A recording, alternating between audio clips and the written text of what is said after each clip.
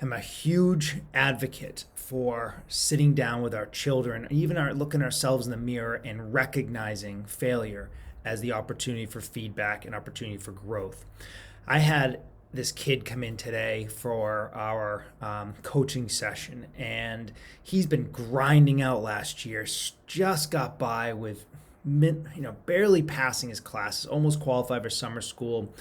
Parents sent him away to a outward bound experience, and he's come back with a fresh perspective and even overcame drug use. And so this little guy is just a fighter. He's a fighter. He's a student athlete, and he's not only grinding out in the classroom, he's also grinding it out on the lacrosse field. But super neat kid, and truly needs some recognition for his tenacity and his ability to continue to stand up after getting knocked down.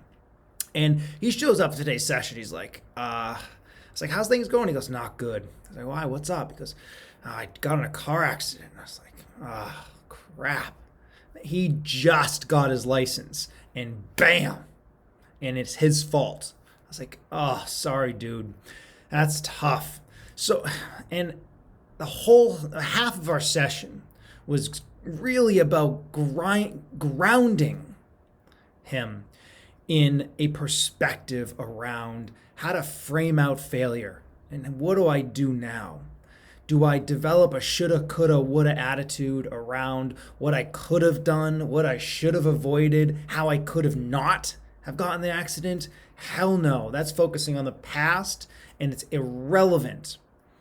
You can't do much about that except quickly learn from my mistake around that moment and then say, how do I reestablish myself in where I am today, and how do I reestablish myself in what I'm trying to accomplish? And I asked him if that's what he wants to do. And he said, yes. I said, that's awesome, man. I mean, for you to come in here and be able to roll up your sleeves and tackle that work with me is just another credit to you. And so this video goes out to him. I'm super proud of him. So we had to get refocused. And I introduced him to someone called Krant Korgan. And this guy is inspiration in and of himself. He had a tragic accident and damaged his spine severely, where he couldn't walk, and he's had to teach himself how to walk again. And his message is as inspiring as anybody that has to overcome quite a tragic event like that. And I showed my client a video clip, and we just talked about one of his pretty impressive quotes. And his quote really frames out, it's not about the tragedies, right? The magic happens when I decide to get back up.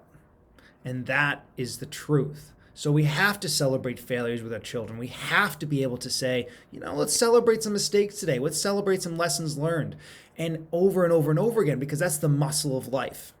And that's the muscle that will lead into greater and greater strength, emotional strength, behavioral strength, cognitive strength to handle the challenges life will throw at you. And you have to recognize that grades are irrelevant when it comes to the opportunity to be able to grow through those kinds of challenges.